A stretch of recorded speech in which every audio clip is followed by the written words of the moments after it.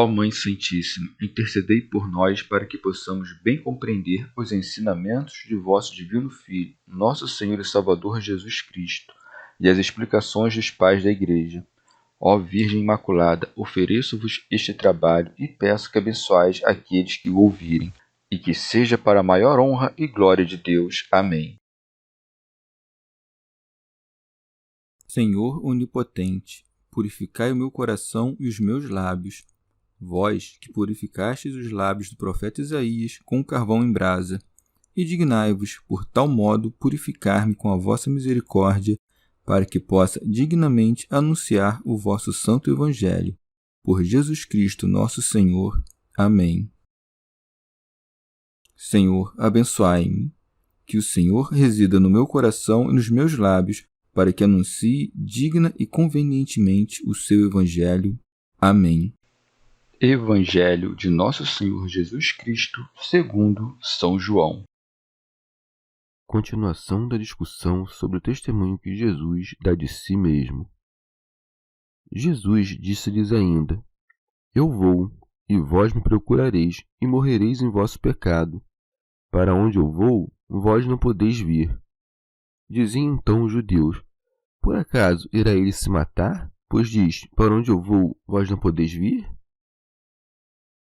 Ele, porém, lhes dizia: Vós sois daqui de baixo, e eu sou do alto. Vós sois deste mundo, eu não sou deste mundo. Disse-vos que morrereis em vossos pecados, porque se não crerdes que eu sou, morrereis em vossos pecados. Disseram-lhe então: Quem és tu? Jesus lhes disse: O que vos digo desde o começo. Tenho muito que falar e julgar sobre vós, mas aquele que me enviou é verdadeiro. Digo ao mundo tudo o que dele ouvi. Eles não compreenderam que lhes falava do Pai. Disse-lhes então Jesus: Quando tiverdes elevado o Filho do Homem, então sabereis que eu sou, e que nada faço por mim mesmo, mas falo como me ensinou o Pai, e quem me enviou está comigo. Não me deixou sozinho, porque faço sempre o que lhe agrada. Tendo ele assim falado, muitos creram nele. Comentários dos Pais da Igreja. Santo Agostinho. Conforme já foi dito, ninguém pôs a mão sobre ele, porque ainda não havia chegado a sua hora. Fala em seguida aos judeus a respeito da sua paixão, que não estava sujeita à necessidade, mas sim à sua vontade. Por isso, prossegue o evangelista. Jesus disse-lhes ainda: Eu vou, pois a morte do Salvador não foi outra coisa senão seu retorno ao céu, donde havia vindo e donde havia saído. Orígenes. Alguém pode objetar: se dizia isso aos que permaneciam na incredulidade, como diz-lhes: Vós me procurareis? Porque buscar a Cristo é buscar a verdade e a sabedoria. Mas também se dirá algumas vezes, com referência aos seus perseguidores, que buscavam um modo de prendê-lo. Com efeito, existe muita diferença entre os que buscam a Jesus.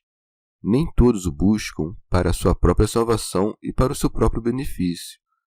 Por isso, somente encontram paz aqueles que o buscam com reta intenção, e se diz que buscam com reta intenção aqueles que buscam o Verbo que estava no princípio junto de Deus, para que os leve ao Pai. Santo Agostinho.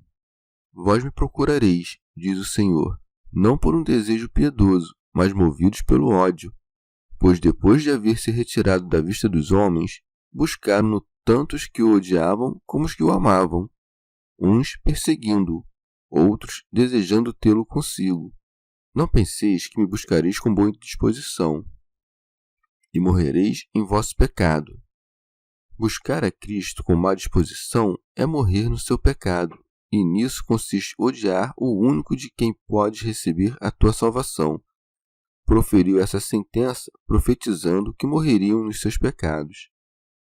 São Beda. Percebe que o Senhor põe pecado no singular, mas vosso no plural, para manifestar que o crime de todos era um só. Orígenes. Pergunto eu agora, por que o evangelista diz mais à frente que, quando o Senhor disse essas coisas, muitos creram nele? Não disse a todos os que estavam presentes: E morrereis em vosso pecado? O Senhor dizia isso àqueles que sabia que não viriam a crer nele e que por isso morreriam no seu pecado e não poderiam seguir. Por essa razão, continua: para onde eu vou, vós não podeis vir. Isto é, para onde se encontra a verdade e a sabedoria, ou o que é o mesmo, para onde se encontra Jesus. Diz que não podem porque não querem, porque se quisessem e não pudessem, sem razão lhes teria dito: e morrereis no vosso pecado. Santo Agostinho. O Senhor disse o mesmo aos apóstolos em outra ocasião, porém não lhes disse: e morrereis no vosso pecado, e sim: para onde eu vou, vós não podeis vir agora. Não lhes tirou a esperança, mas predisse o adiamento. Orígenes. Essas palavras anunciam o afastamento de Jesus. Enquanto, porém, conservamos as sementes da verdade que foram semeadas na nossa alma, jamais se afastará de nós o Verbo de Deus. Se, no entanto, corrompemo-nos pela queda no pecado, então é dito a nós: eu vou. E, conquanto busquemos, de maneira alguma o encontraremos, mas morreremos em nosso pecado, capturados pela própria morte. Não convém fazer pouco caso a estas palavras: e morrereis no vosso pecado. Com efeito, se interpretarmos isso no sentido ordinário, é evidente que os pecadores morrem nos seus pecados e os justos na sua justiça. Contudo, se entendemos morrereis no sentido em que morre o que peca mortalmente, é evidente que aqueles a quem isso era dito não estavam mortos, mas viviam com a alma doente, e aquela doença levava à morte. Por isso, o médico, vendo-os gravemente doentes, dizia-lhes: e morrereis no vosso pecado. Assim é manifesto o significado daquelas palavras: para onde eu vou, vós não podeis vir. Com efeito, quando alguém morre no seu pecado, não pode ir para onde vai Jesus. Nenhum morto pode seguir a Jesus, pois os mortos não te louvam, Senhor.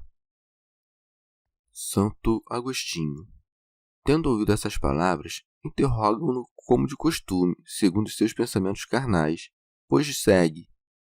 Dizem então os judeus: por acaso irá ele matar-se?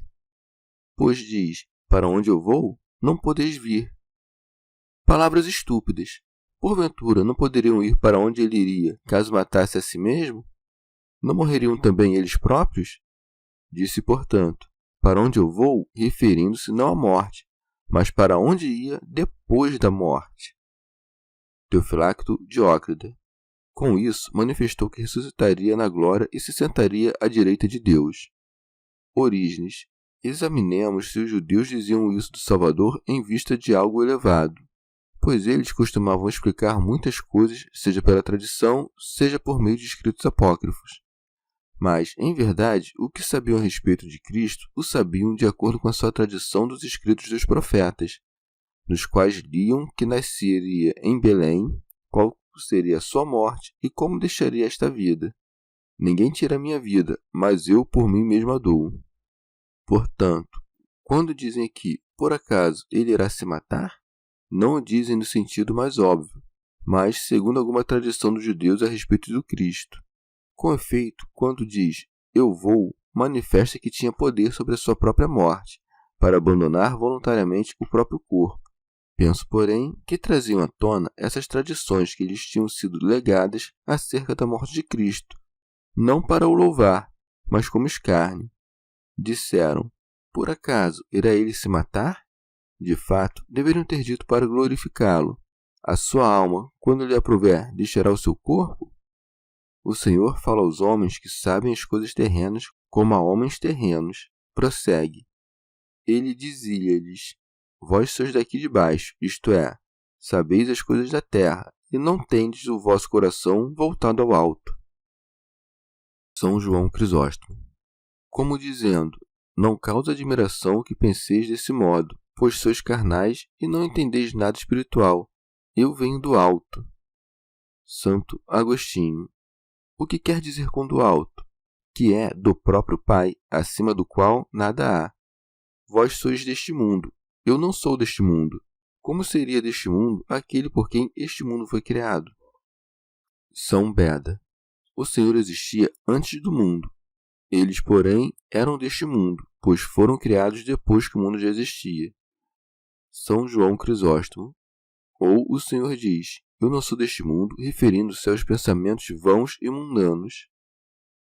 Teofracto Diócrida, como dizendo, não aspiro a nada mundano ou terreno, e, portanto, jamais poderia chegar à grande loucura de se matar a si mesmo. Mas Apolinário, interpretando mal estas palavras, diz que o corpo do Senhor não era deste mundo, mas havia descido do céu. Por acaso, então, também os apóstolos, a quem diz o Senhor, vós não sois deste mundo, receberam todos os seus corpos do céu? Assim, portanto, deve-se compreender o que diz o Senhor. Eu não sou deste mundo, isto é, eu não estou contado entre vós, que vos preocupais com coisas mundanas. Orígenes. De baixo e deste mundo significam coisas diversas. De baixo refere-se ao lugar determinado, enquanto que este mundo material contém diversos lugares, os quais, em relação às coisas imateriais e invisíveis, estão todos embaixo. Mas se comparados uns aos outros, estarão uns embaixo e outros no alto. Ora, onde está o coração de cada um, aí está o seu tesouro. Se, portanto, alguém acumula tesouros na terra, torna-se de baixo. Se entesoura para si tesouros no céu, faz-se do alto. Se, porém, transcende também todos os céus, então atinge a mais elevada bem-aventurança. Novamente, o amor pelas coisas deste mundo produz o homem que é deste mundo, enquanto que aquele que não ama este mundo, nem as coisas que existem neste mundo, não é deste mundo. Há, porém, outro mundo além deste mundo sensível, no qual estão as coisas invisíveis, cujo aspecto e esplendor verão os puros de coração. E o próprio primogênito de toda criatura pode ser chamado mundo, enquanto é a suma sabedoria. Com efeito, todas as coisas foram feitas na sabedoria. Nele, portanto, estava todo o mundo, embora sem se confundir com o mundo material, na medida em que o modelo, rácio, de todo o mundo, despido de toda a matéria, difere do mundo material. A alma de Cristo diz, portanto, eu não sou deste mundo, porque não vive neste mundo. Santo Agostinho. Nosso Senhor explicou em que sentido disse, vós sois deste mundo. Eram pecadores, uma vez que todos nascemos do pecado, e quando vivemos acrescentamos novos pecados àquele com que nascemos. Toda a infidelidade dos judeus consistia não em ter pecado, mas em morrer em seus pecados. Por isso, acrescenta o Salvador. Disse-vos que morrereis em vossos pecados. Penso que muitos dos que ouviram o Salvador criam nele, e que não diria a todos aquela sentença terrível, morrereis em vosso pecado. Se fosse assim, tiraria a esperança também àqueles que acreditavam nele. No entanto, deu-lhes esperança ao acrescentar, porque se não crerdes que eu sou, morrereis em vossos pecados, como dizendo, logo, se acreditais que eu sou, não morrereis em vosso pecado. São João Crisóstomo.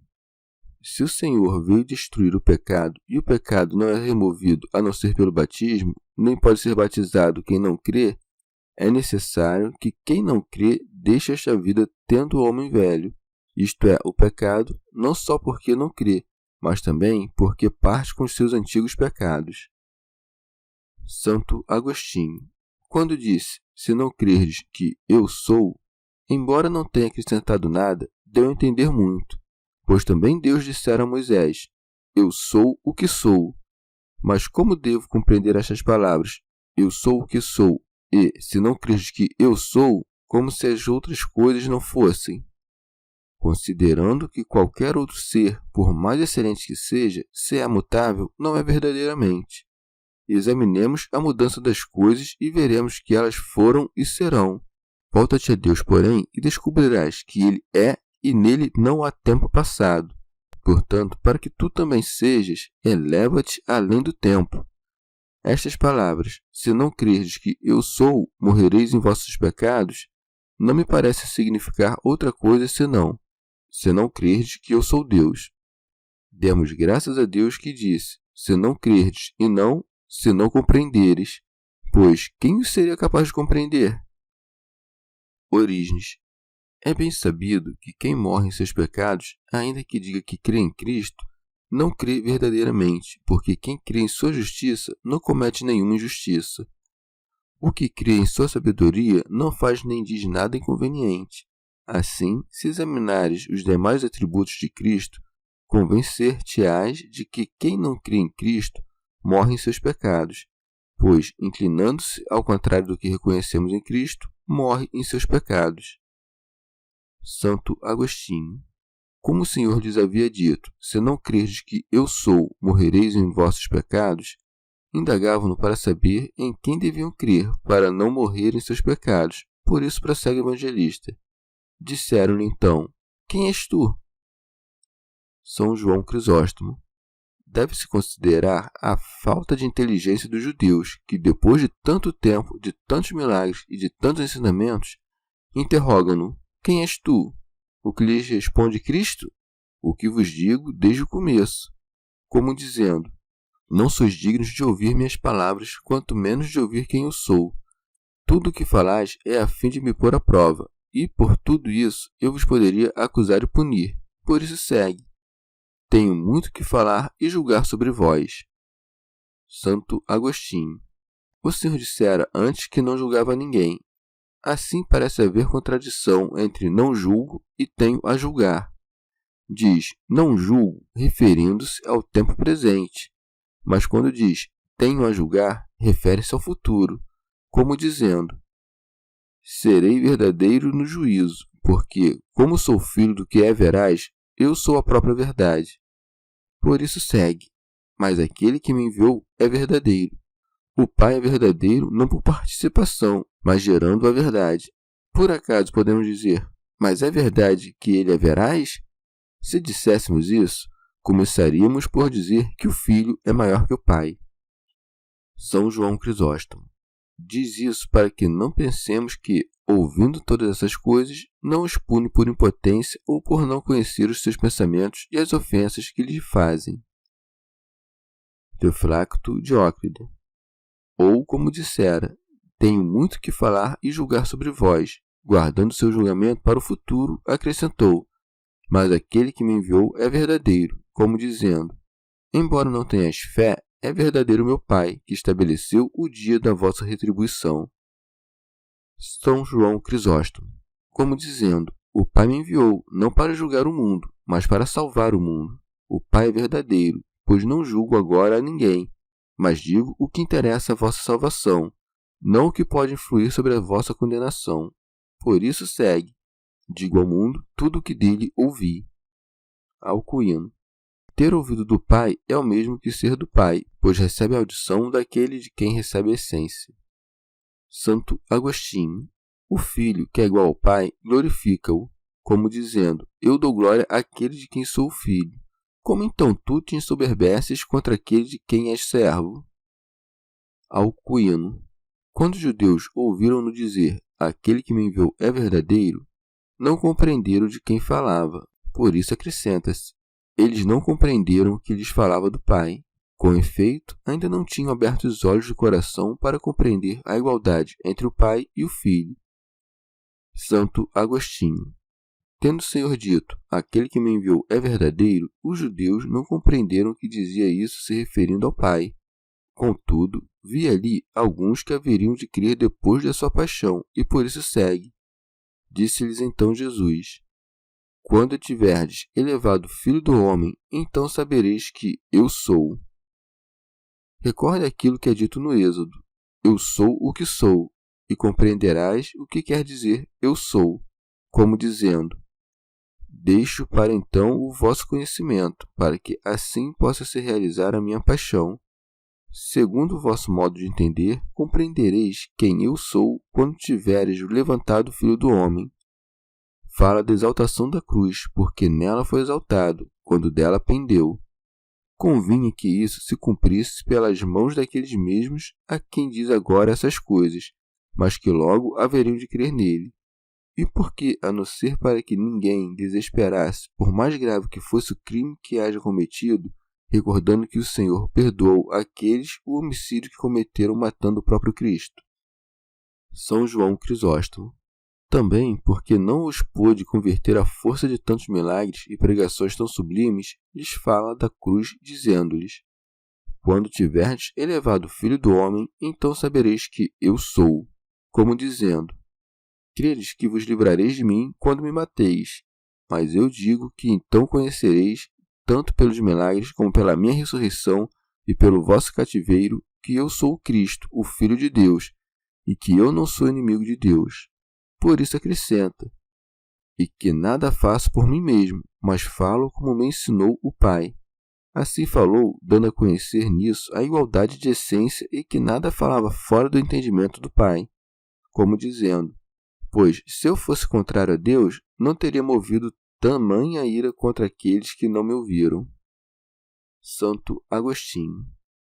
Como o Senhor dissera: então conhecereis que eu sou, dando a conhecer que toda a Trindade participava da mesma essência, para não dar margem ao erro dos tabelianos, acrescentou: e que nada faço de mim mesmo, como dizendo: não nasci de mim mesmo, porque o Filho é do Pai e é Deus. Não deixeis que estas palavras, mas que, como o Pai me ensinou, assim falo, sejam para vós ocasião para pensamentos segundo a carne. Não imagineis que tendes à vista dois homens, o Pai e o Filho, e que o Pai fala ao Filho como fazes quando dizes ao teu filho. Que palavras poderia o Pai dizer à única palavra? Se, pois, o Senhor fala aos nossos corações sem som algum, como falará ao seu Filho? O Pai fala ao Filho de maneira incorpórea, assim como o gerou de maneira incorpórea. Nem o ensinou como se houvesse gerado ignorante, mas nisto consiste o tê-lo ensinado, que o tenha gerado sábio. Com efeito, se a natureza da verdade é simples, no Filho são ao mesmo o ser e o conhecer. Assim, pois, do mesmo modo que o Pai, gerando, deu-lhe o ser, gerando, deu-lhe o conhecer. São João Crisóstomo. Depois, o Senhor tornou seu discurso mais humilde. Prossegue: e quem me enviou está comigo.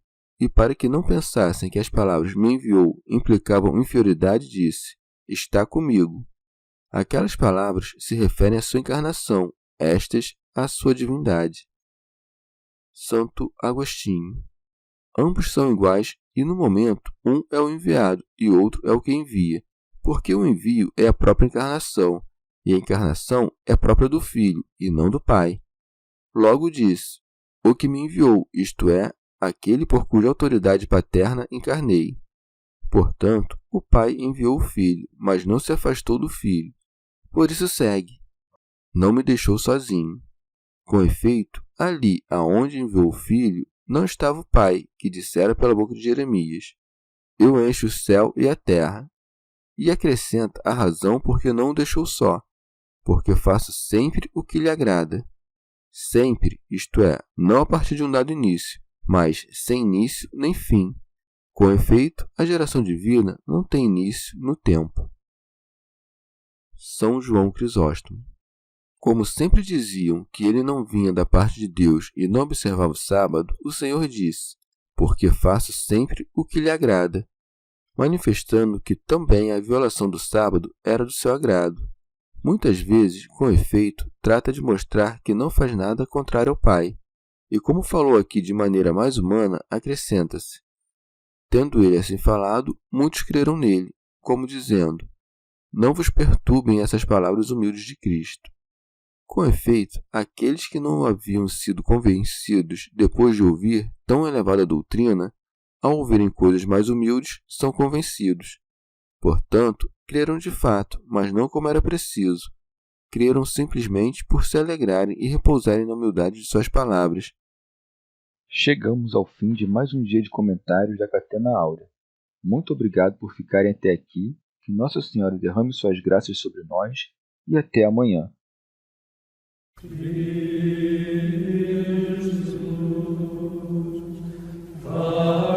Jesus,